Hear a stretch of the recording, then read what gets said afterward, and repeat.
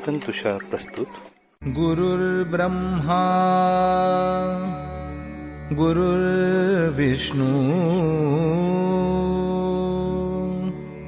गुरुर्देवो महेश्वरः गुरुः साक्षात् परब्रह्म तस्मै श्री गुरवे नमः.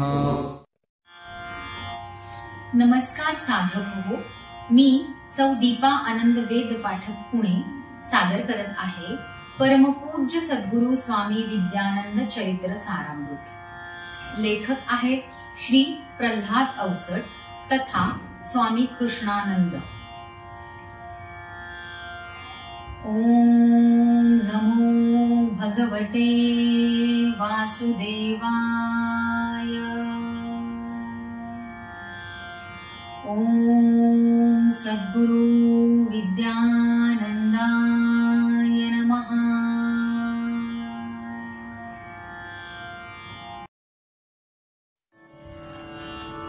पर्व 15 सर्ग 4. स्वामी दिसती निश्चल ऐसे जनते मुग्ध निशांत. निर्विकारती ध्यान मग्नता मंदिर सर्व प्रशांत.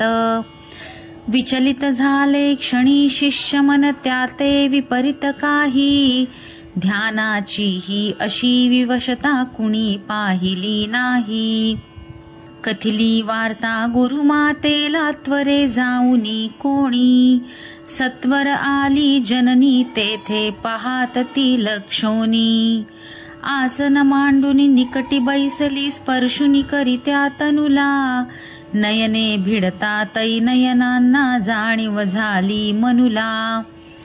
मौनपणे ती खुणवी सकला नका घाबरुनी जाऊ. आर्त भाव हे पहालोचनी क्षणिया साक्षी होऊ. चित्रफिती वा छाया चित्रे क्षण क्षण टिपुनी घ्यावा.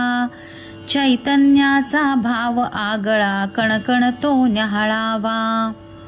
थोडा अवधी जाता तेथे किंचित उघडे दृष्टी. दिठी दिठीने स्वामी पाहती अंतर्मनीची सृष्टी. शिष्यगणाला नुमजे काही करीती जय जयकार. घोष ऐकुनी होता जागृत विरले ते साकार. क्षणात पसरे नीरव शांतता थरथर पाहुनी ओठी. स्वामी सांगती मृदू शब्दातून अनुभवली जी गोठी. स्वामी वदले आज असे हा दिवसही अरविंदाचा. महान योगी महान ज्ञानी महान निर्वाणाचा. अरविंदाची कृपा अशी ही मजवरती का झाली. आजवरीची सर्व साधना अशी फळाला आली. जडत्व तनुचे पूर्ण निमाले सूक्ष्म चेतना उमटे. भेद करोनी मना मनाचा अतिमानस हे प्रगटे. अवतरणाची अशी अनुभूती देही धारण केली. देह जाहला क्षणी विदेही मरण भावना गेली. बैसे निकटी श्री हनुमंत तसेच श्री अरविंद. स्वरूपानंदे असा पुरविला चैतन्याचा छंद. यानंतरचा भुसावळचा 2 दिवसांचा वास. हरदा गावी थांबून थोडे पोहोचती जळगावास. आगत स्वागत सवयीचे ते जळगावीही झाले. स्वामी दर्शना गावोगावीचे भक्तच धावून आले. जळगावी ते शिबीर होते तशीच प्रवचनमाला. सप्ताहाचा कार्यक्रमही आरेखित तो झाला. एके सकाळी संध्याक्रम तो असाच चालू असता.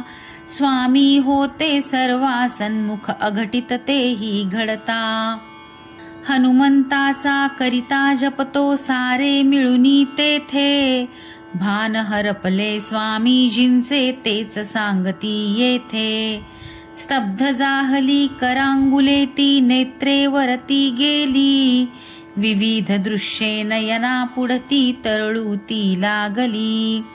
रंगांच्या त्या लाटामधुनी उच्चासन ये एक, मांडुनी पुढती माझ्या कानी कोण वदे ते एक. ऐश्वर्याचे हे उच्चासन तुझ्याच साठी आहे, बैस त्यावरी निसंकोचे आणि अनुभूती पाहे. नयने माझी जडावली अनवाढे मस्तकी भार, खोल खोल त्या विवरी जाता उर्मी त्या अनिवार. उतरत होती शक्तिशलाका वरुनी खाली वर्षे, चैतन्याचा प्रवाह ऐसा अंगी मजतो स्पर्शे. तसे एकदा पहाट समयी ध्यान गुंफित्या बसता, नयना पुढती सरकत गेली काही भेसूरता.